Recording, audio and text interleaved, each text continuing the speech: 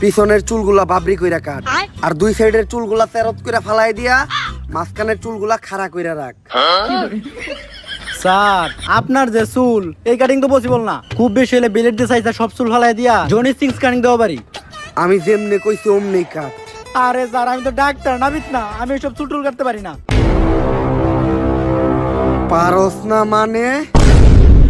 Sir ভুলে কই লাইছে, আমার কিছু করেন না। খারান স্যার, স্যার আপনার একটা স্কুল থেকে ইন্টারভিউ নিয়ে ডাকছে। স্কুলের ইন্টারভিউ? তার মানে তো আমি আবার ছাত্র কোবাইতে পারমু। এইবার আমার ছাত্র মারার 100তম সেঞ্চুরিটাও পূরণ হইব।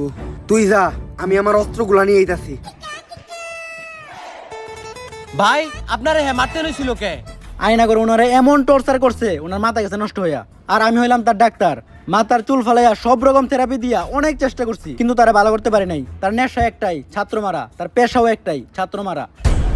উনি যতক্ষণ ছাত্র মারে ততক্ষণই উনি ভালো থাকে, ছাত্র না মারতে পারলে তার মাথা ঠিক থাকে না। উনার আগে ডাক্তারে উনি একটা প্রশ্ন করছিল, কিন্তু উত্তর দিতে পারে নাই, তাই মারি লাইছে। ডাক্তার মানুষ হয়ে সামান্য প্রশ্নের উত্তর দিতে পারে নাই? কি এমন প্রশ্ন করছিল?